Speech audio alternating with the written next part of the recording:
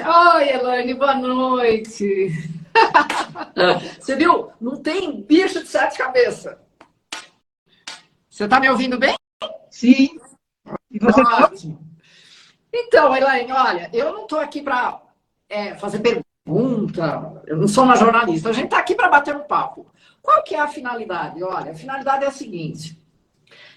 Por conta das... Eu estou vendo só a metade da sua cabecinha, sobe um pouquinho mais. Isso, legal.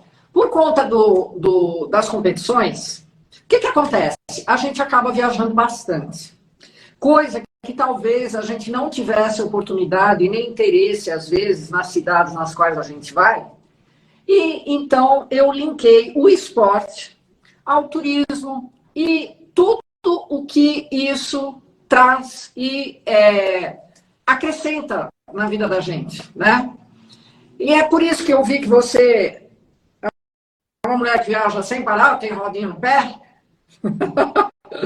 Aí eu queria que você falasse um pouco de como que se você enxerga isso da mesma maneira que eu, se todas essas viagens se acrescentaram muito, e no que, o que você descobriu que você não imaginaria que você fosse descobrir. Enfim, fala um pouquinho assim sobre tudo isso. Nossa, primeiro eu gostaria de agradecer muito a oportunidade. Eu vi que você colocou o link lá no grupo do circuito, várias pessoas disseram que estariam participando, ouvindo, então eu quero fazer um agradecimento prévio. Eu também encaminhei para alguns grupos que eu não sei se estarão junto com a gente, mas enfim, agradecimento inicial. Eu acho que para responder isso vai ser como colocar tudo no liquidificador. Isso, pode ser. Eu acho que quem dizia isso era o nosso... Como é que ele chamava aquele cantor e compositor que acabou falecendo? Que ele fez a música do liquidificador? Não sei. Enfim. Não sei. Bom, então, começando a dizer, como nadadora master, a primeira viagem que eu fiz foi para aquele Laticar, Aula América do Laticar. Eu recém tinha entrado no master aqui no Rio de Janeiro. Aí comentaram lá, eu estava nadando pelo Flamengo, comentaram lá no Flamaster, porque tem essa viagem, assim, assim, assado, e me animei e entrei. E aí, claro que marinheiro de primeira viagem, né, nadadora master de primeira viagem, eu não esperava nada, absolutamente nada, não conhecia ninguém, eu recém tinha entrado, e, enfim, eu conheci algumas pessoas das competições, aqui no Rio de Janeiro. Eu acredito que eu não tinha viajado ainda para competir pela ABMN. Isso porque eu estava trabalhando e aí era bem difícil organizar a rotina de trabalho com viagem. Mas essa eu não consigo lembrar, talvez tenha sido férias. Enfim, fui para Fort Lauderdale e foi justamente quando aconteceu aquele furacão Hurricane. E aí eu falei isso. Estávamos assistindo a prova dos 800 metros, eram duas piscinas de 50 metros. Num dia competiam na piscina A as mulheres, os homens na B, e no outro dia invertiam. Então, digamos assim, a tendência era as mulheres assistirem mulheres para não perder sua série, e os homens assistiam os homens, a menos que não participassem daquela prova. Aí dava para correr numa piscina e na outra. Então, era o meu caso, eu não ia nadar os 800. Mas nadaria uma outra prova depois. Eu sei que eu estava lá quando a guarda costeira avisou alguém da piscina para tirar todo mundo de dentro d'água. Marilene estava lá. E uma nadadora, faltava uma volta para ela completar os 800. Seria a primeira daquela série. Aí não me lembro qual era a faixa, enfim, porque era marinheiro de primeira viagem, a gente não fica atento a essas coisas. E agora a costeira, de fato, ou melhor, quem estava na piscina, que foi avisado, apitou e todo mundo tinha que sair. E essa nadadora ficou muito incomodada porque faltava 50 metros para ela fechar os 800.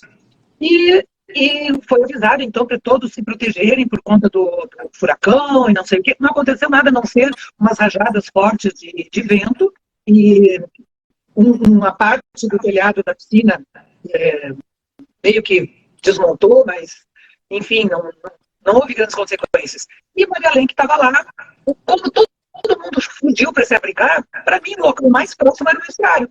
E pouca gente foi para o vestiário. Então eu fiquei lá, deitada nos bancos, perna para cima, e ela entrou lá, muito incomodada. Porque esses americanos malucos em vez de deixar terminar a prova, o vento não ia chegar, o furacão não ia chegar. Então, essa, sim, foi a minha primeira experiência com alguma coisa já de grande porte.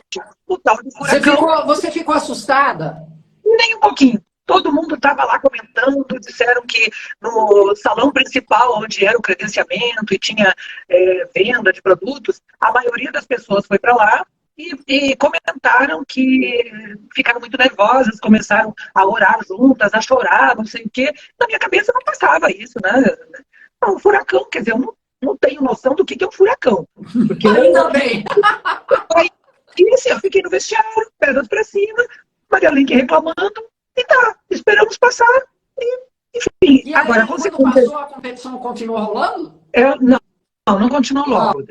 Aí eu não vou me lembrar porque foi em 99. Eu sei que depois houve continuidade da competição quando a guarda costeira liberou, porque disseram que passou, digamos, o rabo do furacão por ali, porque era Fort Lauderdale, ele passou mais por Miami. A consequência desse furacão é que o dia planejado para voltar, não foi possível voltar porque os aeroportos estavam fechados, tudo estava fechado.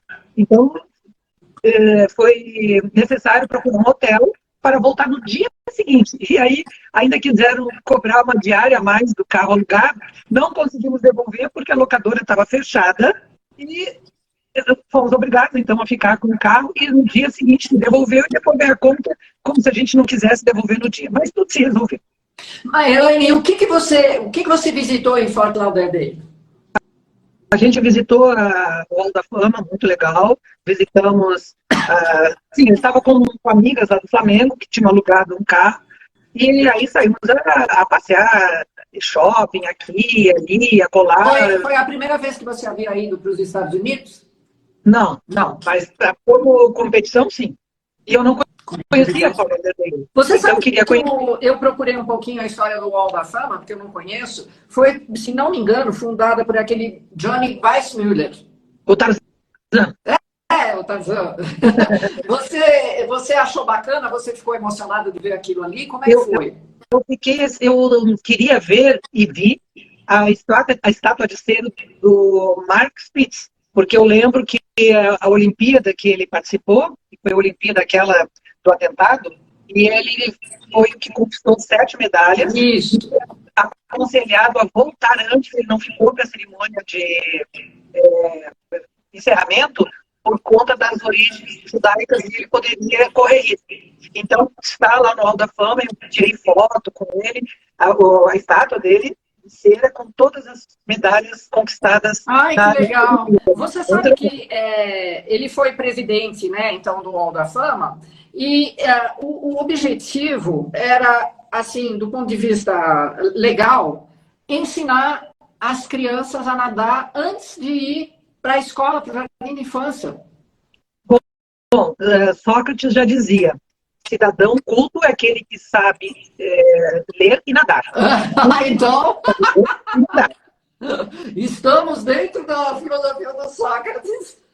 Porque quando eu trabalhei na UFRJ, eu trabalhei com História da Educação Física. Então, a gente é obrigada a dar uma revisada, né, no que tinha ficado meio que adormecido em relação à história, e esse é um fato que eu trazia para os alunos. Cidadão culto é aquele que sabe ler e nadar. Escuta, aí depois você colocou aqui na listinha que você mandou para mim, você foi para o Peru. Sim, eu não sei se foi exatamente nessa ordem, mas... Não, tudo bem. Eu estive 2 vezes no Peru e numa delas a gente foi a Machu Picchu. Foi uma viagem fantástica, conhecer, enfim, aquela maravilha, né?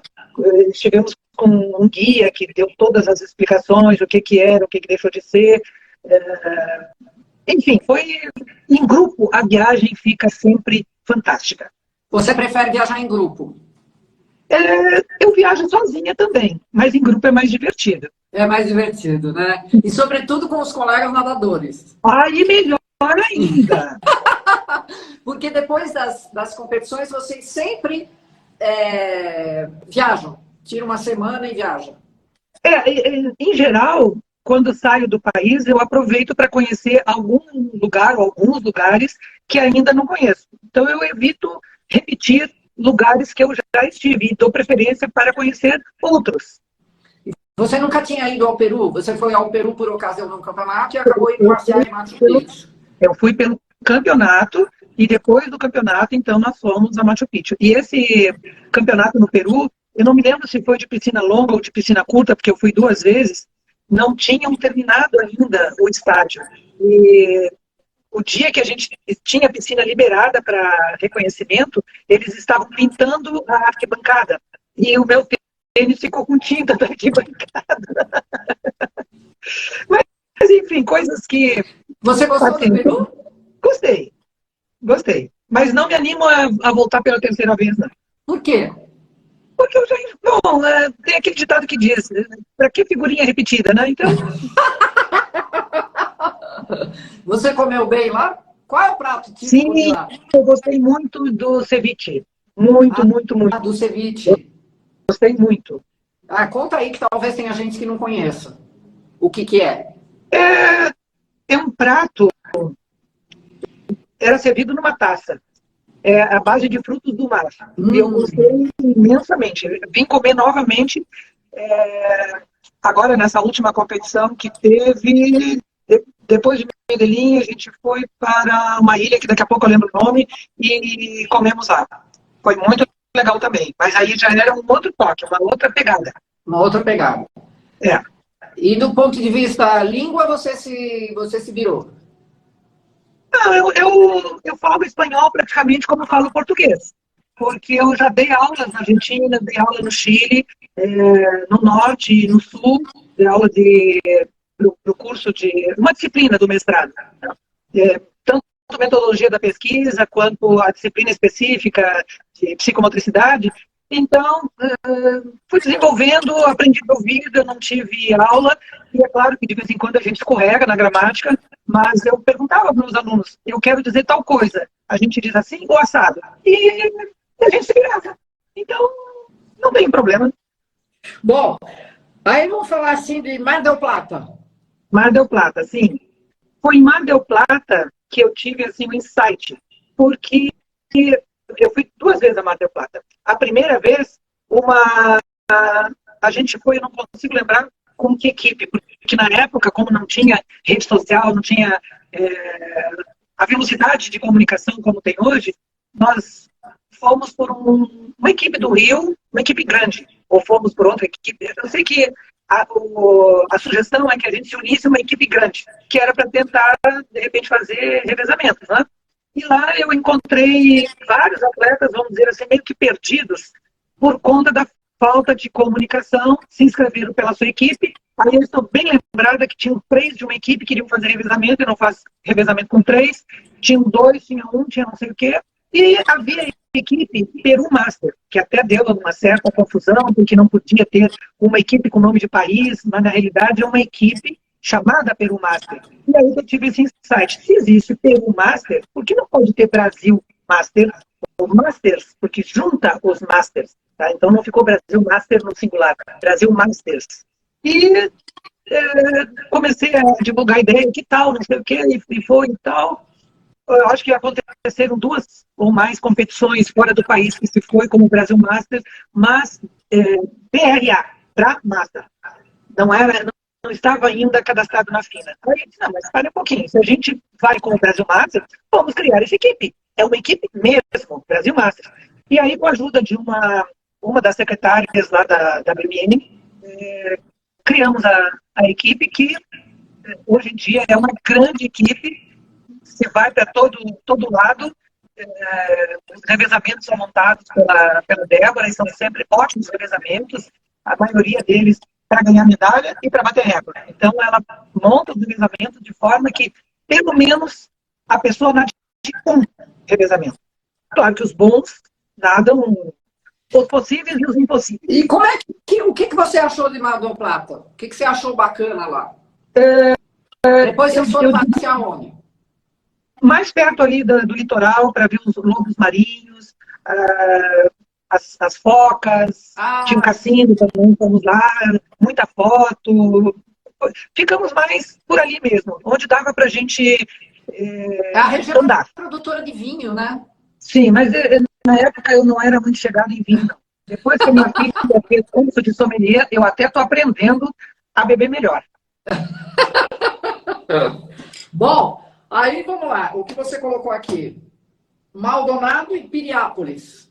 Sim, olha só. Maldonado foi a competição de piscina curta, no Uruguai. E Piriápolis era a competição de águas abertas. Eu fui com 2 nadadores que participariam de águas abertas. Eu não, mas eu fui de apoio. Então, eu dei a ideia assim, olha, por que a gente não vai para Piriápolis antes? Ao invés de madrugar, de repente acontece alguma coisa pelo caminho, fura pneu, não sei o quê. Eles acharam ótima ideia, então fomos para Piriápolis, que eu achei um amorzinho de local. É mesmo? Foi Uma fundada graça. por Francisco Piria. Mas por isso Piriápolis. E a estrada também é encantadora.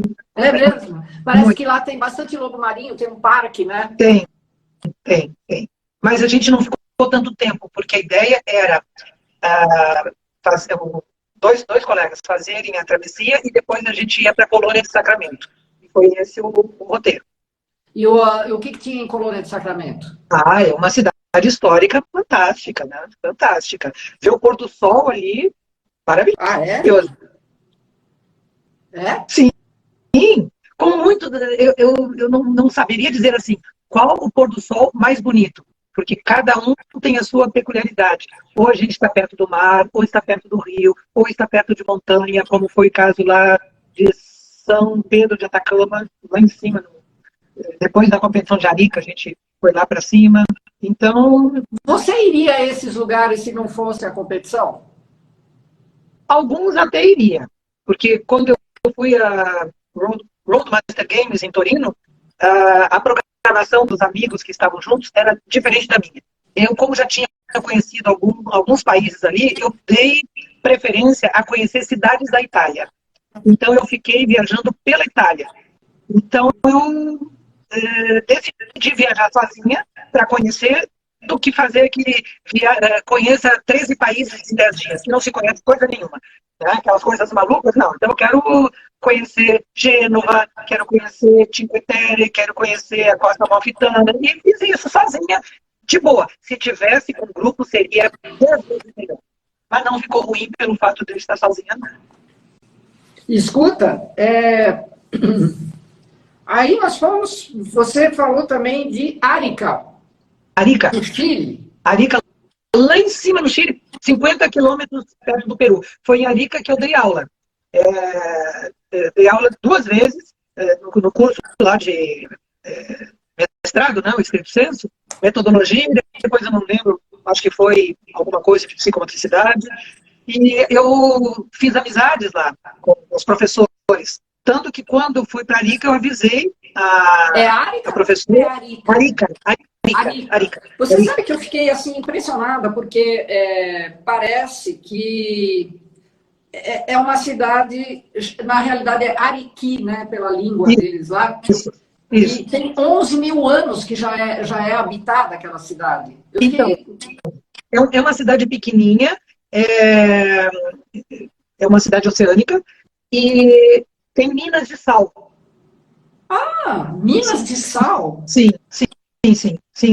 Tem minas de sal. Então, essa segunda vez que eu estive lá, essa minha amiga, né, porque ela foi a minha anfitriã quando eu dei o curso, e ela não admitiu que eu ficasse em lugar nenhum que não fosse na casa dela. Então, eles moravam numa casa muito grande, venderam a casa, compraram um apartamento, ela e o marido, e um apartamento grande, e eu fiquei com um quarto só para mim. E aí ela foi tão gentil que ela me levava para a competição e depois ia me buscar. E aí, numa dessas, eu convidei um atleta do Flamaster, que estava sozinha, a esposa dele viajaria junto. De véspera, ela caiu e fraturou o braço. Então, não pôde viajar. Aí ele estava meio isolado e tal. Eu falei para ele, olha, eu vou falar com a América, o nome dessa professora, que você vai junto comigo para a gente passear. Então, nos levou para cima e para baixo de carro e fomos visitar tem um Cristo lá. Um Cristo, né? Resguardadas as proporções, tem um Cristo no morro. Enfim. E visitamos igrejas e locais Foi muito bacana. Foi muito bacana. É porque parece que é dominado pelos quechuas, né? Dos incas, né? De Cusco. Você Sim, sabia? tem, E tem, o que eu li ali que tinha minas de prata também. sim, sim. E que em 1868 foi praticamente destruída por causa de um terremoto e de um maremoto depois. Eu acho que a minha amiga falou alguma coisa, mas eu não retive a informação. Eu acho que eu estava focada na competição e E a gente, você mantém contato com ela ainda? sim, a gente troca mensagem e volta e meia quando eu posto alguma coisa das competições, ela me felicita. Você vê, por que eu levantei essa lebre assim dos esportes com as viagens e tudo mais, né? O que eu escrevi, né? Que a gente tem que ter a capacidade de se adaptar, né? Ao Verdade. local, à língua, à comida, né? Aos problemas, de repente, como o furacão, né? Você, por exemplo, vai num lugar onde os hábitos e as roupas são diferentes, então você tem que ter respeito a essas diferenças, né? Então, Perfeito. você tem que, de alguma maneira, ser autônomo, né? Porque você tem que tomar suas próprias decisões. Então, você vai descobrir novos sabores através da culinária, você vai exercitar a sua autoconfiança quando você viaja sozinha, né? Tem gente que não gosta de viajar sozinha, que não vai viajar sozinha, Não porque tem vai. medo. Né? Então, eu acho, a gente, às vezes, dependendo do lugar onde a gente vai, a gente corre riscos que são calculados, né? Você se articula em outros idiomas, então você expande o horizonte do ponto de vista, né, linguístico. E, enfim, eu vejo assim nessa parte esportiva, Elaine, uma oportunidade assim incrível, né? Sobretudo as pessoas que não viajam muito, que não podem viajar demais e que aproveitam, né, dessas viagens e que na realidade os masters sempre carregam alguém junto, né? Ou o marido, o filho, o pai, ou sei lá, né? Você acaba também fazendo novos amigos. Eu acho Verdade. assim, isso formidável, né? Verdade. Então, aproveitando a deixa, né, a questão da culinária. Eu estou lembrada que, numa das vezes que eu estive no Chile, essa minha amiga, América Aranda, que é o nome dela, ela me convidou, ela e o marido me convidaram para almoçar no Yacht Club. E chiquérrimo, inclusive. E aí serviram de entrada, que não sei, lá numa taça, e tinha algo vermelhinho em cima, que estupidamente eu julguei que seria ou um pimentão, ou sei lá, enfim, era uma pimenta horrorosa, que quando eu mordi, as lágrimas escorriam, e aí eu não sabia o que fazer, porque eu estava, de certa forma, sem jeito, com os convidados ali, eu convidada com os meus anfitriões, eu tinha pedido água, peguei aquela água, bebi, mas aquelas lágrimas escorriam. E foi uma situação assim de saia justa. Respirei e delicadamente com o guardanapo eu tirei aquela pimenta horrorosa e fomos para frente. Outra, outra situação Uma também que curiosidade, você chegou a comer o resto ou você ficou assim receosa? não, quando aquilo tocou na minha boca, que eu dei a primeira mordida, assim, a primeira coisa que eu fiz foi pegar água para tentar amortecer. E aí, com o guardanapo, engoli a água com o guardanapo, delicadamente, assim, coloquei a lado. Coisa de fresco, sabe? Que eu sempre lembro que a minha filha, quando foi debutar, ela fez o curso lá para debutante, e volta e meia ela me corrigia: mãe, não é chique fazer isso. Mãe, faz assim, mãe faz assado. Então eu lembrava dela. Basta, segue com água, seca as lágrimas, sorriso. Essa é uma experiência bem picante. E a outra esquisita, vamos assim dizer, no Mundial de Gotemburgo, fui com outras duas nadadoras, mas antes nós estivemos na Dinamarca e sei lá, antes de chegar à Suécia. E ficamos num hotel cujo café da manhã tinha atum defumado. Café da Como manhã que com é? atum defumado. Atum defumado. Não, para mim. Atum defumado no café da manhã. Exato. Ué, mim... peraí. Nos Estados Unidos eles comem salsicha, não sei o quê. Por que não atum defumado? Pois é. Então, a gente pensava assim, bem, isso não faz parte dos nossos hábitos. Porém, como a gente queria caminhar muito e ganhar tempo, não parar para entrar em restaurante almoçar, a gente pegava aquele pão maravilhoso, que aqui no Brasil custa caríssimo, que eu não vou saber dizer o nome, porque o nome sueco, sei lá, aqueles nomes eslavos, e fazíamos um sanduíche, então, com atum, com um monte de coisa gostosa que tinha no café da manhã, que para nós aquilo era almoço, e não café da manhã. Então, nós fazíamos um sanduíche, e aquele sanduíche a gente comia quando cansava de caminhar, comprava uma bebida, sentava um pouco, ou na praça, no banquinho de praça, ou mesmo na grama, as três, né, nós três, e comentávamos, porque isso, porque você viu aquilo, e a troca da guarda, e como é que foi, como é que deixou de ser. Então foi muito bacana. Então essa é uma outra coisa assim que eu achei. Como é que era esse atum defumado? Ele era cortado em fatia? Como é que ele era? Fatia. Isso. E eles comem isso de manhã normalmente? Assim como Israel come umas coisas também esquisitas, pepino no café da manhã, para mim é indigesto, né? Agora, em Israel, eu não fui para competir. Eu fui a um congresso, mas eu lembro que essa comida, para mim, não casava com o café da manhã. E por último, eu padeci muito nessa minha última viagem com comida asiática. E esse é um dos motivos que eu não me animo para esse Mundial no Japão, por conta da culinária. Eu não me animo. E na volta, eu fui a viagem ao Egito. Estou pulando, enfim.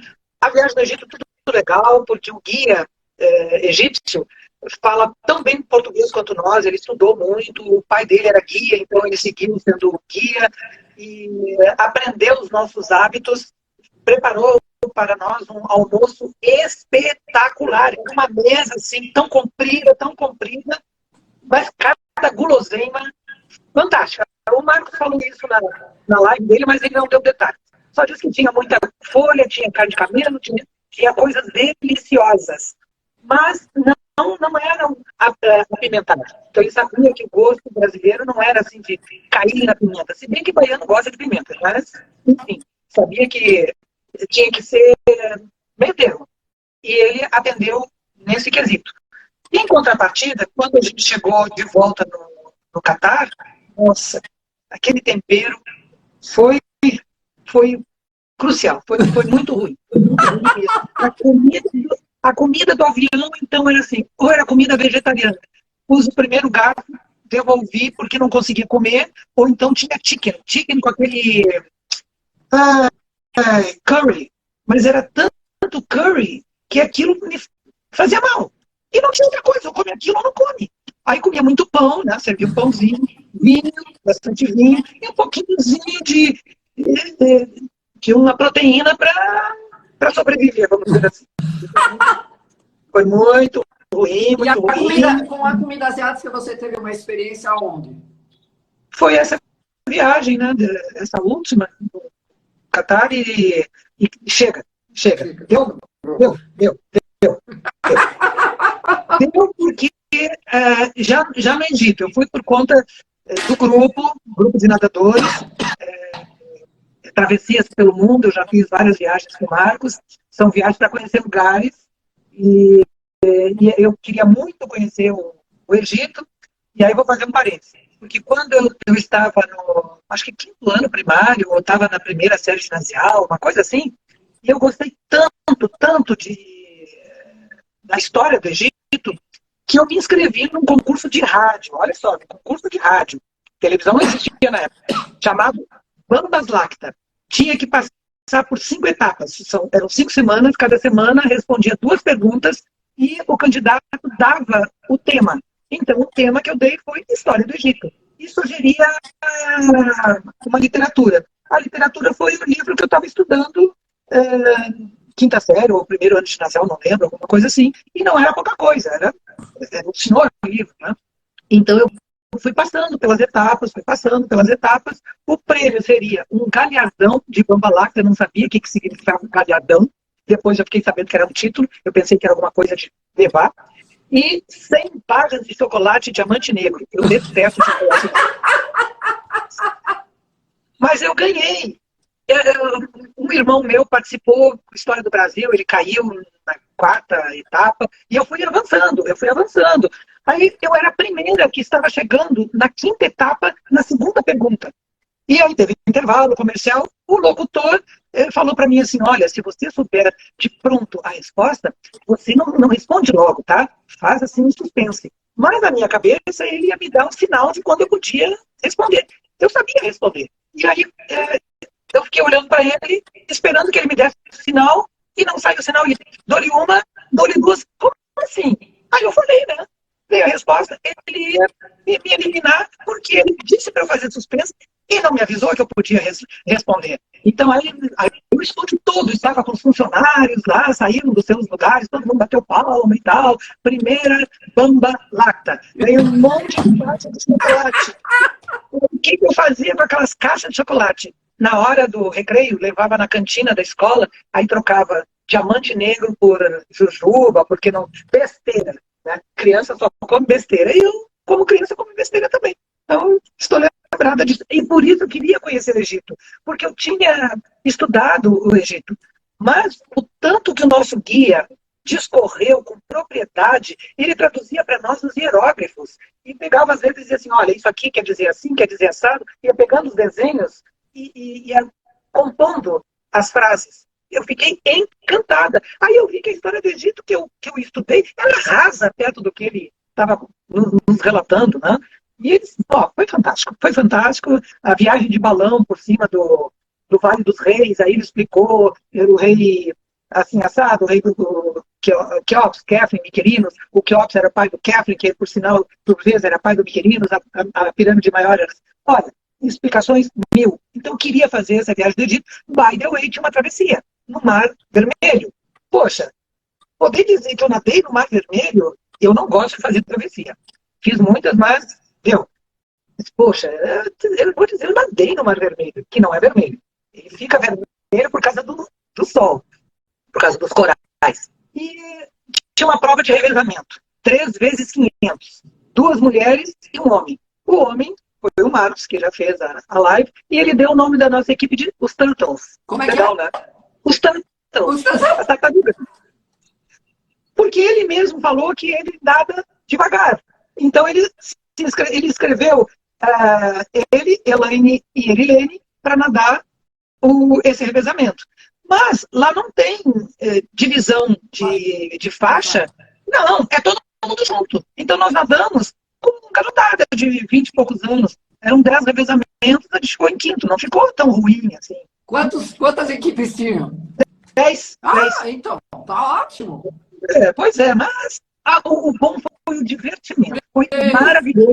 E ter visto as muçulmanas nadando de roupa inteira. Ou então nadando com uma touca que cobria. E as que estavam assistindo na areia, nas tendas, né? Tinha puffs na areia, tendas por conta do sol. Elas estavam com aquelas burcas, com aquele calor de rachar, com aquela roupa preta. Então, isso também me chamou a atenção e faz parte do aprendizado que a natação nos propicia. Além de conhecer novas pessoas, novos costumes, comidas, às vezes a gente entra nas frias, como eu entrei, mas enfim, a maioria foi bom. Tá? Ficou marcado porque essa história da pimenta, então... E como é que foi a sua sensação de nadar no Mar Vermelho? Que não é vermelho. Fantástica, fantástica. Eu fiz certinho acompanhando a boia, não me afastei porque o mar é uma piscina e a gente fica olhando os corais, os peixinhos coloridos, dá vontade de parar só para olhar. Uma delícia, a água maravilhosa. Então foi fantástico. Fiz os meus pintas, o Marcos fez primeiro, aí entrou eu e fechou com... E tinha muita gente nessa competição? Tinha mais de 200. Mais de 200. E assim, ó, de toda parte, tinha muitos brasileiros também. Ah, é? Tinha São Paulo, porque é um tal de Ocean Man, que cada ano é realizado no local. Eu só sei que vai ser em Salvador uma das etapas. Uma das etapas vai ser em Salvador. Salvador. Eles fazem etapas em vários lugares do mundo. Eu acredito acredito que sim. Como eu já falei, eu não sou muito chegada em travessia. A minha última foi a travessia dos Fortes. Eu fechei a travessia dos 4 quilômetros e depois de fechar eu tive hipotermia. Então, para mim, deu. Não preciso. O que você teve depois? Hipotermia. Hipotermia, terrível Exato. isso. Depois de ter completado a prova, de já estar sentada na areia, acho que não tinha saído o resultado ainda, meus lábios começaram a ficar roxos, as mãos roxas, os pés roxos, e aí a ambulância, né, o pronto atendimento, eles vieram me trazer soro fisiológico aquecido para colocar nas mãos, para colocar nos pés e toalhas. Eu não preciso disso, sabe? Não, eu acho que o nadar tem que dar prazer e não sacrifício. Então esse foi um sacrifício assim, bem grande. Eu já tinha nadado uma travessia anterior, eu tive dor de ouvido, que a água era muito fria, e essa então eu estava decidida a fazer, completei e disse para mim mesma, não vou fazer mais. E fiz essa do Mar Vermelho porque era Mar Vermelho. Água quente lá, Elaine? Sim. Maravilhosa. Maravilhosa. Aí depois da competição, foi que vocês foram passear, não é? Eu vi não, nós começamos passeando. Não, nós começamos passeando. Lá pelas tantas tinha competição. Você também começou passeando. O nosso roteiro começava no dia, se não me engano, dia 10. E a competição, talvez, eu não tenho bem presente, mas vamos dizer que fosse dia 10 e a competição lá pelo dia 18, por aí. Então, antes teve pirâmide, teve camelo, teve balão. E como é que foi andar no camelo? Conta pra mim. Eu já tinha andado uma vez há muito tempo no norte da África. No Tunísia. Marrocos. Mas lá em cima. É uma cidadezinha que fica perto de Algeciras, da Espanha. Bom, não importa. E já tinha andado de camelo uma vez. E aí eu perdi a foto que tiraram minha, eu no camelo. E quando surgiu essa oportunidade de andar de camelo de novo, seria, digamos, a oportunidade de andar novamente e ter um registro. E aí teve alguém que filmou, e a gente passeou vendo as pirâmides e tal. Foi legal. Eu já tinha mais ou menos noção de quando ele flexiona o joelho, é uma queda. Então, o guia também nos orientou, segura firme e tal, joga o corpo para trás. Tranquilo. Para mim foi tranquilo. Foi beleza. E o clima lá é difícil? É muito quente? É quente, mas a gente bebia muita água, né? Procurava se hidratar bastante.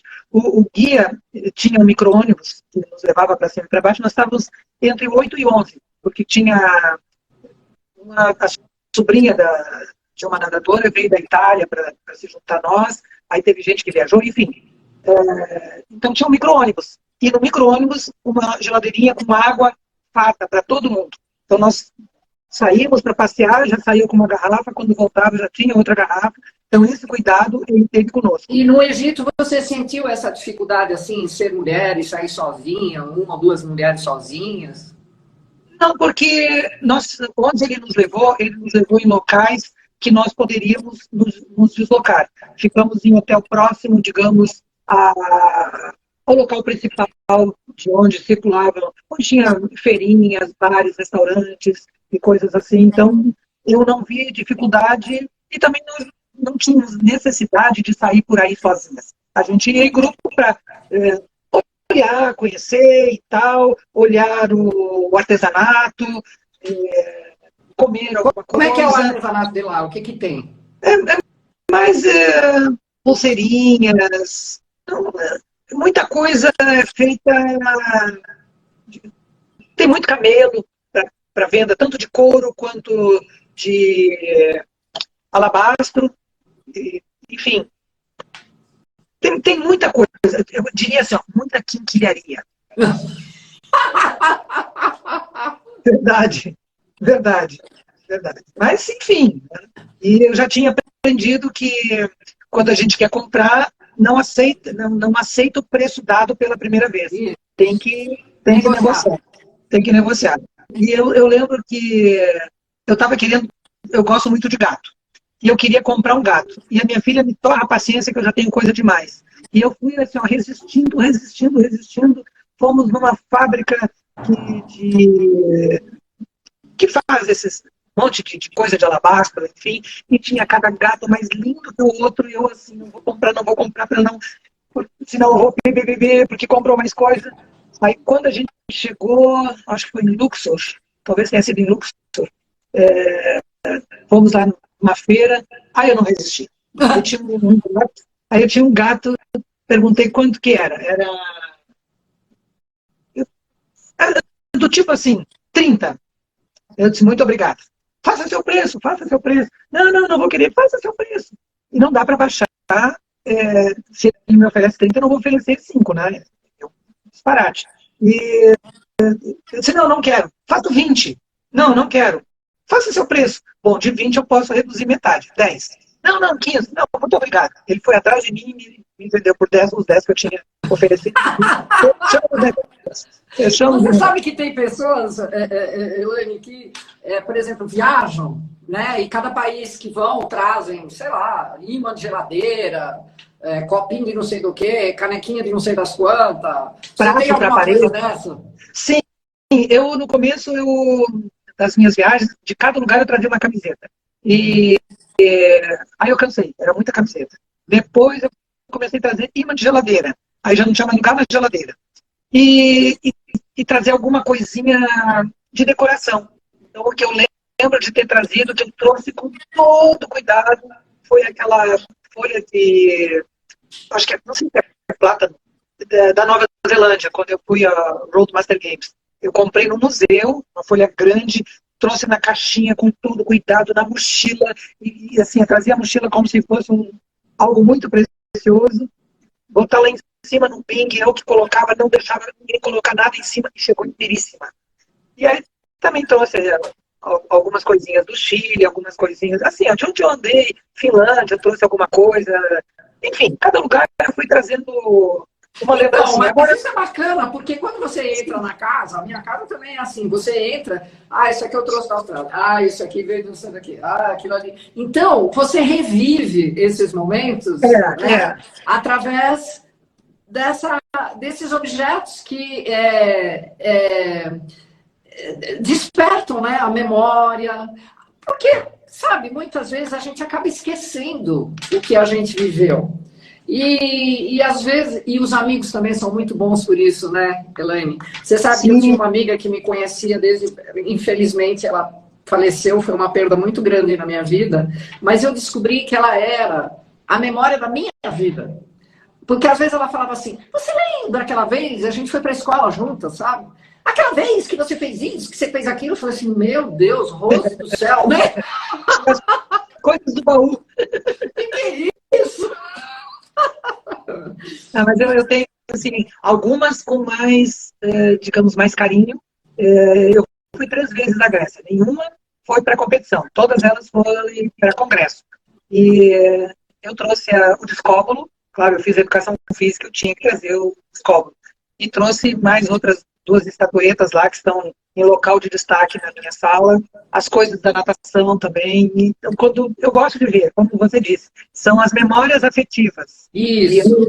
Memórias afetivas. Você vê que, como o esporte, ele abrange, né? Sim, uma porção de... Hoje eu escrevi um artigo bem bonitinho sobre a Marilza. Eu fiz uma live com ela ontem. Essa mulher, Elaine, é extraordinária. Meu Deus do céu, ela é ultramaratonista, corredora. E ela fez uma prova na África do Sul de 90 quilômetros. Eu não tenho nem noção do que seja isso. O máximo que eu corri foi 8 quilômetros. Eu não sou muito de... né? Eu não consigo nem imaginar uma pessoa correndo 90 quilômetros. Tem que fechar em 12 horas, além do mais. Eu não tenho nem noção de quanto seja isso. Né? E aí, ela me contou umas facetas dessa competição que eu achei sensacional. E aí eu fui atrás mesmo da história da competição e tudo, e tem uma história incrível, incrível, sabe? Então, envolve... essa competição, ela tira sentimentos, sabe? Dos atletas que vão, por exemplo, é uma região que sofreu muito por causa da guerra. Então, um dia antes, eles levam os atletas para visitar umas cidades onde tem um grande número de órfãos e de pessoas que sofreram muito, e de asilos já de pessoas mais idosas, e eles fazem doações, sabe? Esses atletas levam alguma coisinha e tal. E no dia seguinte, essas crianças participam de todo o ritual, tem um ritual imenso, muito bonito, na largada dessa corrida, né? Então, eu acho assim que são coisas que o esporte ele propicia. Não é só o fato de você treinar e competir e ganhar ou não a medalha, mas tudo isso que você está relatando, o que ela relatou, as histórias de cada lugar, as memórias, né, que você traz para dentro da sua casa através dos objetos que você trouxe, que às vezes são objetos até ridículos, né? Uma pessoa olha e fala assim, sim, mas acontece que esse objeto foi quando eu estive com a fulano, grupo de amigos, e que aconteceu isso, e que nós demos muita risada, entendeu? Eu acho que é ressuscitar, né? Memórias, histórias. Eu acredito que a natação master, ela propicia muito mais além do nadar. Ela propicia a amizade, novas amizades, reencontros são tão... É uma coisa assim fantástica, a gente, especialmente depois da pandemia, que a gente pôde voltar a se ver, pôde voltar às piscinas, os abraços, aquilo é próprio nosso, é latino, né? Porque europeu não tem essa empatia, mas não tem esse sorriso de receber a pessoa de braço aberto. Mas aqui, poxa, poder abraçar o amigo que não via, poxa, não te vejo há tanto tempo, e assim vai, você não tem participado das competições, estou com saudade de você. E eu acho que isso é muito bom, faz bem, faz muito bem emocionalmente, as pessoas dá um certo equilíbrio emocional também. Né? E aí, quando em algum lugar assim, que não tem nada a ver com o esporte, que eu comento que, pois é, eu competi, eu ganhei, não sei o quê. Aí uma diz assim, nadadora profissional. E eu corrijo logo, assim, profissional não, porque eu pago, profissional recebe. Eu pago com prazer, porque é alguma coisa que eu gosto que me dá o retorno. E a parte afetiva, emocional, é o retorno. Né? É o retorno. Além, claro, de quem não gosta de nadar e fazer um tempo melhor do que fez anteriormente, se superar, enfim, quem não gosta disso? Né? Tem os dois lados. Também tem a expectativa de fazer um tempo melhor e não conseguir. Né? Há de se analisar o que aconteceu para tentar corrigir e melhorar na próxima. E você trabalha a frustração. Né? É um trabalho contínuo, o de competir, ou de... Na natação, qualquer esporte, sabe? Qualquer esporte, exatamente. Então, a psicologia do esporte é que eu diga. Você sabe que essa mulher, a Marilza, ela era corredora e depois ela virou ultramaratonista e hoje ela é... E é engraçado, ela falou uma coisa que me deixou até com a pulga atrás da orelha. Ela falou assim, não, eu procuro meu bem-estar, procuro saúde. Então, se eu ficasse só correndo, eu ia acabar tendo problemas muito sérios de joelho, de quadril e disso e daquilo. Então, eu me enfiei no triatlon e já tarde, sabe? Hoje ela tem 52 anos, mas o prazer que ela tem, e ela carrega o marido e às vezes a família para ser como é que ela chama isso? O apoio, né? O apoio logístico de todas essas provas, né? Então, você acaba construindo um elo familiar além daquele de dentro de casa, entendeu? Fora de casa, com uma cumplicidade que talvez se estabeleça por causa do esporte, né? Que não tinha antes. Verdade. Não é? Eu acho isso sim. E fora quando você vê, né? Você vê a Josiane está aqui, hoje ela é a avó, né? Né? A Suzy, a gente acompanha, eu lembro da Suzy solteira, depois ela casou, hoje ela teve o bebê. Então, você vai olhando, né, as pessoas, você fala assim, nossa, parece um filme, né? Você está acompanhando a história de tanta gente. Verdade. Eu sou meio romântica, sabe? Não sei se você reparou, mas... Não, e o que eu queria falar com você é o seguinte. Depois na Venezuela você foi na Isla Margarita em Barquisimeto. Barquisimeto. Teve 2 sul-americanos na Venezuela. Sei. O primeiro, então, foi na Isla Margarita, 2007, e depois, 2010, foi Barquisimeto. A primeira vez era, acho que o Chaves, que era ainda o presidente, e fomos também num grupo bem legal e ficamos num resort que tinha uns chalezinhos. E fiquei, então, com 2 amigas e tinha muita gente. E foi muito bacana essa competição, porque novas amizades, coisas diferentes para a gente ver. E eu acho que assim, era a época da Varig. Nós chegávamos em Caracas, que não é Caracas, é 50 quilômetros de Caracas, é o aeroporto. Lara. Não, é outro nome. Não importa. E então não tinha um voo para ir para a isla. Chegávamos na Venezuela e era impossível seguir, tinha que dormir em Caracas. Então tinha um ônibus, aqui no Rio chama de frescão, aquele ônibus com ar-condicionado, com propaganda política, e a gente pagava assim, ó, uma miséria, porque era subsidiado pelo governo. Então, com aquele ônibus a gente foi para a cidade para pernoitar e no dia seguinte voltar ao aeroporto para então pegar um voo para a isla. O que já achei assim, que me chamou a atenção? Ficamos num hotel que não tinha café da manhã. Quem reservou para nós já dizendo assim, não tem café da manhã. E não tinha frigobar também. Então tinha que comprar alguma coisa no supermercado para fazer de café da manhã. Eu fui comprar leite e chocolate, que eu tomo leite de manhã. Tinha uma fila gigantesca para comprar 1 litro de leite. As pessoas já faziam fila para comprar 1 litro. E aí eu falei para os meus companheiros, eu não vou ficar nessa fila aí para pegar 1 litro de leite. Comprei um suco de laranja.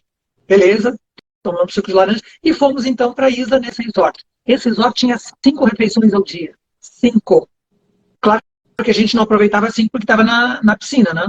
Então tinha o café da manhã, o lanche das 10, o almoço, tinha o lanche da tarde, tinha o jantar. Então o lanche da tarde, às vezes, a gente pegava quando não pegava uma espécie de um trenzinho lá para ir para o centro da cidade, a rua lá onde tinha comércio, enfim, coisas assim. Mas o que chamava a atenção é que nesse resort tinha fartura até dizer chega para os estrangeiros. E o povo fazendo fila por 1 litro de leite. Então isso me marcou bastante, a vontade que eu tinha de pegar e fazer um contrabando de leite do resort. E eu tinha que rodar 50 quilômetros para voltar a Caracas para poder levar 1 litro de leite. Então a ideia era inexequível. A Isla Margarita fica... Parece que é um parque nacional, né? E eles vivem muito de turismo, pesca e tal. É bonito lá? Bom, Elaine? Olha, não. A gente ficou mais na piscina e fomos fazer um tour. Eu acho que a primeira vez que eu fui, eu não me lembro se a gente pegou um taxista para nos levar para passear. Mas enquanto a gente estava na competição, a gente procurava explorar os locais próximos. Né? Aí tinha um grande amigo meu, que eu não vou citar nome, ele pode estar aí, e ele é shopping. Ele compra até dizer chega. Ele já chegou na isla passando pelo Panamá. E ele ficou num dos chalezinhos junto com outro nadador que mora em Recife. Acho que é Recife. Não importa. Lá no Nordeste. Ficaram os 2. E ele foi no nosso chalé, eu mais 2 mulheres, pedir para ajudar a fechar a mala para ele. Quando nós vimos o que ele tinha comprado, ninguém acreditou. Ele comprou maçaneta. Maçaneta? 6 maçanetas. Para que você quer a maçaneta? No Brasil tem. Ah, não, mas essas aqui são diferentes para o escritório. E aí as 2 amigas e eu tentando montar aquela mala dele, quebra a cabeça, bota isso aqui, bota aqui. Porque ele comprava muito, sem noção de que aquilo é cabeça de mala, sabe? E como nós arrumamos a mala bonitinho, com um monte de sabonete. Para que sabonete? Não, eu gosto de um sabonete de cada lugar. Eu não sei como é que ele se virou lá em Guaju com as meninas. Mas, enfim, acho que ele embarcou, inclusive, com bengala, porque ele estava todo ferrado, enfim. Não sei como é que ele fez as compras estando de bengala. Mas, para resumir, ele comprou num shopping chamado Sambil. Um shopping grande, até você chega. nós dividimos um táxi e fomos para lá. Ele já tinha ido e disse assim, Elaine, olha só, vamos combinar, daqui 1 hora a gente se encontra nesse local. E, tá, eu estou olhando as coisas, sem interesse e tal. Daí a pouco ele vem na minha... faltava 10 minutos para 1 hora. Elaine, você tem dinheiro dele? Eu nem me lembro como é que era o nome. Você tem tanto? Para quê? Porque eu achei uma sandália maravilhosa para mim. No Brasil não tem. Ou seja, não podia ser uma, tinha que ser duas. Duas. Uma marrom e a outra azul. Sim, o pezinho dele é 45, então provavelmente não tem, assim, com facilidade. Mas, e aí ele comprou seis máscaras daquelas de borracha. E a gente perguntou, mas para que isso? Não, porque final de ano a gente faz festa em família e aí fantasia. Onde levar as máscaras se a mala já estava abarrotada? Aí tinha uma mochila. A mochila já estava rasgando. Aí as meninas iam tentando já ajeitar aquelas máscaras e fizemos as máscaras caberem dentro da tal de mochilas. Olha, vamos pesar isso aí vai pagar excesso. Mas ele veio embora para o Brasil com tudo aquilo e continua comprando o que ele gosta. Pronto. Ele é shopping. Eu amo de paixão, mas cada um tem uma característica, né? E a característica dele é shopping, ele gosta. E aí? Deixa ele comprar. Escuta, e agora? Vamos lá para a Suécia. O que você viu lá de legal? Você já tinha ido? Na Suécia eu tinha ido em Estocolmo. E a competição foi em Gotemburgo, do outro lado. E foi com mais 2 nadadoras. E uma delas tinha feito curso de turismo, então ela que organizou todo o nosso passeio. Eu não tive que me preocupar com hotel, com navio, com nada, porque a gente acabou indo lá para a Noruega também, para ver os fiordes. E a gente só perguntava, e agora, o que a gente faz? No próximo passo a gente vai fazer assim, assim, assim, assado. Então foi uma viagem bem despreocupada, depois da competição, lá, durante a semana da competição, a gente rodou muito, muito, porque nós tínhamos um crachá que nos dava direito a qualquer transporte público, barco, aquele Trump, enfim, o que fosse, a gente tinha passe livre. Então a gente foi para a ilha, foi aqui, foi lá, foi via museu, fomos na roda gigante, foi num parque maravilhoso, rodamos até dizer chega. E competimos também, né? O povo lá é bonito, é bacana, é simpático? Eu achei simpático, né? Todos pele muito clara, olhos claros, altos. Achei de uma simpatia, eu gostei, achei de uma simpatia ímpar. E tinha muita gente de lá competindo? Tinha bastante, tinha de toda parte. De toda parte. E aí, muitos brasileiros. Você pegou o navio, vocês foram para onde? Para Dinamarca? Não, nós fomos para... tem um trecho que o trem não faz, né? O trem, ele parte todo em cima do navio e passa o trecho de mar. Nós fomos até a Noruega, depois de barco, de navio, pelos fiordes. Fiordes. Isso, foi muito bonito. Foi uma viagem fantástica mesmo. Eu imagino para nós aqui do Hemisfério Sul ver um fiord. Sim, foi maravilhoso. Maravilhoso mesmo. Então, são essas coisas que eu diria que o esporte propicia. No meu caso, a natação propicia. Porque a gente não vai, quer dizer, eu, no meu caso, não vou para um país que eu não conheço, vou lá competir e volto. Eu quero aproveitar e conhecer alguma coisa a mais. E como estávamos com 2 amigas, a gente foi também para a Dinamarca, fomos à Noruega. Eu não conhecia a Noruega, conhecia do lado a Finlândia, já tinha ido 2 vezes à Finlândia, no inverno e no verão. Não vá para a Finlândia no inverno, que é um horror, mas enfim. Mas fui para congresso, não fui para... Esses países têm línguas terríveis, né? Nem me conta, uma coisa esquisitérrima. E aí não é da natação, mas eu me lembrei agora, quando falasse de língua, foi um lance de congresso. A primeira vez que eu tinha ido à Finlândia. O congresso foi em Lahti, 2 horas e tanto de trem além da capital. E cheguei lá, assim, amanhecendo. E o trem não era direto, era trem que parava. E eu louca de medo de passar da cidade, que eu não conhecia. Aí eu dormia um pouquinho, acordava, olhava no letreiro, não era Lahti. Então, e controlava o horário, né? Não, é 2 horas, não sei o que, ainda está faltando. Mas aquele dormir assim, cheguei no local, neve, até dizer chega, E eu levei uma mala grande. Aquela mala arrastando na neve era um elefante arrastando na neve. Era um horror. Aí perguntei na estação de trem um táxi para me levar no hotel.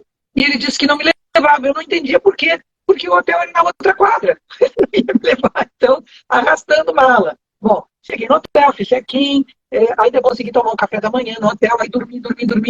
Dia seguinte, congresso, pegar as credenciais, aquela coisa toda. No mesmo hotel, que tinha a chave do quarto, uma madeirinha com o número do quarto. No mesmo hotel ficaram os russos. E eu fiz amizade com o português, estava conversando com ele e tal, e o russo viu o número do meu quarto, né? Cada um foi pro seu quarto, estou no meu, daí a pouco toca o telefone. Quem pode ser? Ninguém me conhece, a não ser o português que eu conheci agora. Eu atendi o telefone, o russo. Madame Romero, vodka. Ele me convidando para tomar vodka. Vê se pode uma coisa dessa. E eu dizia assim, não, eu falava inglês, que eu, muito obrigado, não quero, e ele não falava nem português, nem inglês, nem coisa nenhuma, só me chamava de Madame Romero. Madame Romero, vamos combinar, né? Ninguém merece uma coisa dessa. Aí contei para o português, em todos os congressos ele me chamava de Madame Romero. Todos.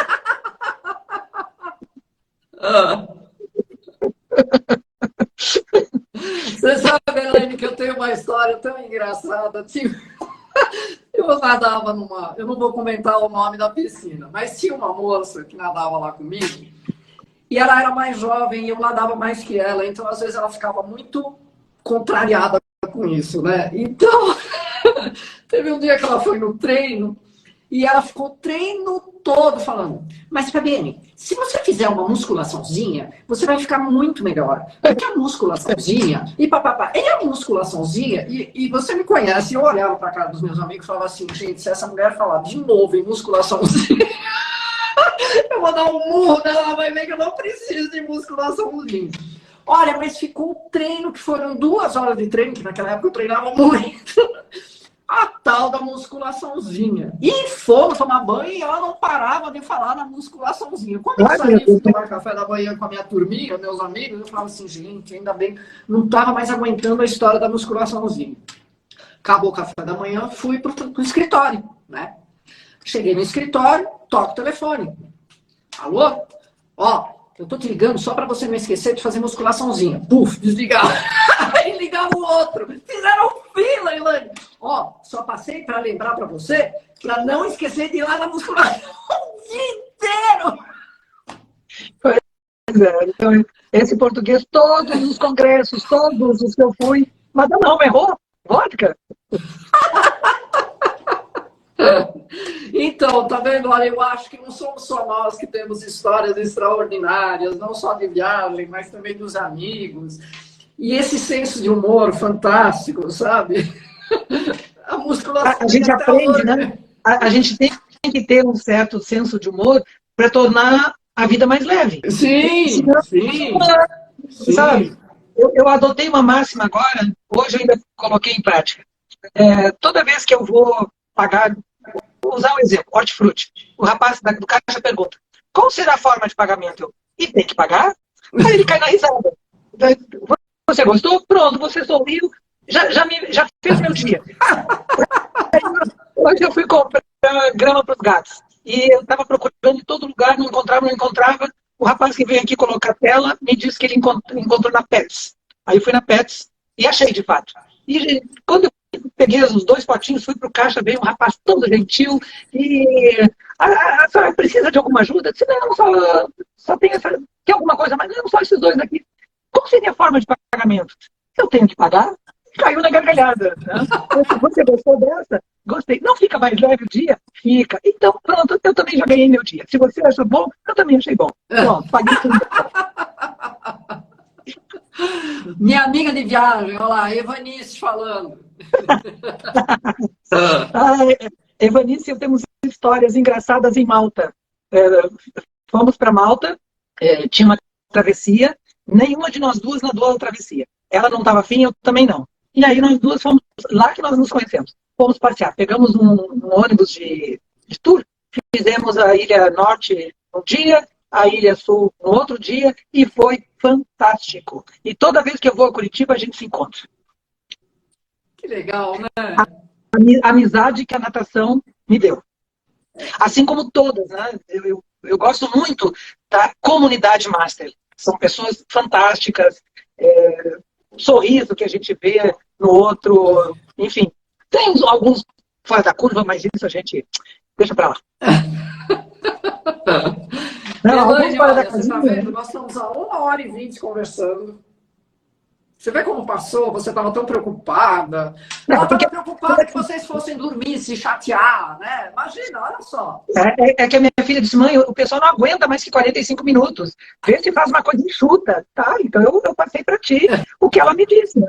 E provavelmente ela já terminou a live dela, não sei se ela entrou aqui, mas enfim. Não, tem a Leila que entrou. Não, E então a ela... Leila, a Leila entrou atrasada, Leila, porque nós estamos acabando, porque nós estamos a 1 hora porque e ela tava, 21 minutos na live. porque provavelmente a Leila estava trabalhando. A Leila é outra, uma querida. A Leila aceitou o meu desafio de treinar sem borboleta para nadar um revezamento 320, porque não tinha ninguém que nadasse o sem de borboleta.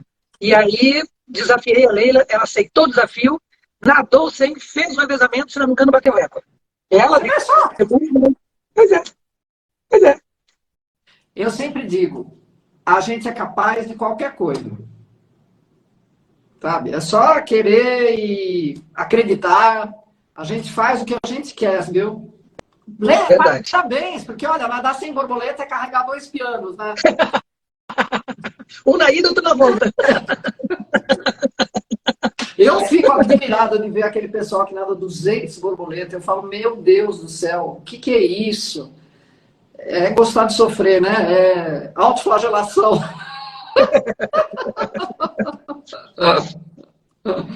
Mas, enfim, Elânia, amei o papo, foi ótimo. Nós viajamos um montão. Você só não falou lá da Nova Zelândia. O que você fez lá na Nova Zelândia? Posso falar assim, rapidinho. Minha filha foi fazer inglês na Nova Zelândia. Eu tentei demovê-la de todas as formas de ir para a Nova Zelândia, porque era muito longe, que eu não iria visitá-la, porque eu não dava conta de aguentar um voo tão longo assim, sabe? Foi, ficou lá um ano, voltou, apareceu o Roadmaster Games na Nova Zelândia. E ela já estava no Brasil. Mas aí eu não ia sozinha. Então nós fomos em grupo. O primeiro estágio já foi em São Paulo. Aí veio gente daqui, gente de lá, e chegamos em Santiago, já tinha um grupo que já tinha chegado lá. Então, isso tornou a viagem leve. Não foi uma coisa assim... Cansativa. Não senti, porque nós chegamos às 5h30 da manhã no aeroporto e o credenciamento começava às 8. Nós decidimos ficar no aeroporto, tomar um café lá e ir direto para o credenciamento, para depois, então, ir para nós reservamos lá uma home, qualquer coisa lá, acho que foi a Vicky que resolveu isso, e ficamos 4 apartamentos gigantescos lá. E aí a gente estava tentando entrar no fuso deles. É terrível isso. Então foi muito bacana, nós passeamos bastante, não só em Auckland, como também em outros locais. Foi maravilhoso. Eu trouxe boas lembranças da Nova Zelândia. Ótimas. O que você gostou mais lá? Eu diria de tudo. Eu gostei do povo, eu gostei da organização. O que me chamou a atenção, por exemplo, no local da piscina, aqui nós temos estacionamento já mais avançado para gestantes, né? Lá tem para família com bebê. Então, entra o carro que vai tirar carrinho, vai tirar o bebê. Então, tem um estacionamento, uma vaga marcada que é para quem está com bebê. Fantástico, avançado. E todo mundo respeita. Obviamente, né? Obviamente. Escuta, e você fez esporte radical lá? Porque lá é o país dos... Não. Né, essas coisas não são comigo. Tem geyser lá, né?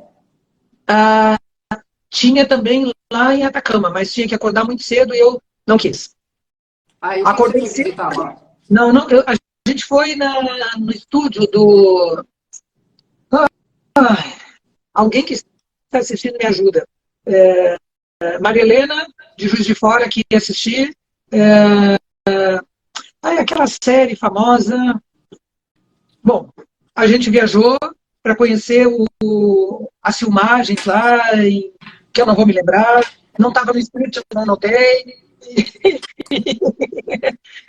Viajamos bastante para cima e para baixo. De lá, nós fomos para a Austrália, porque tinha gente que queria conhecer. Eu já conhecia, mas fui com o grupo porque eu tinha ido em 93, já 93 para Senhor dos 2017. Anéis, ela está falando. Isso, é verdade. Isso, Senhor dos Anéis. Muito obrigada, muito obrigada.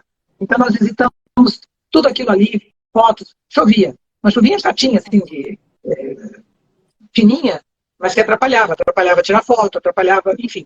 Mas visitamos tudo aquilo ali. Foi muito bacana mesmo. E na Austrália você foi em qual cidade?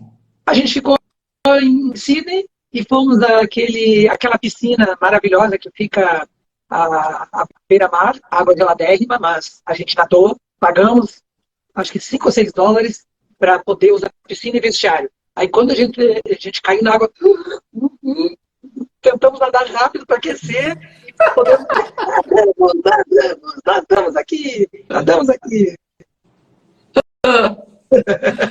Olha Foi que bacana. história boa, hein, Elaine? Foi bacana. Foi bacana mesmo. Né? Olha só o que o esporte nos dá, né? É uma coisa fantástica. Pois é, aí você falou do jeito, eu não fui porque tinha que acordar cedo.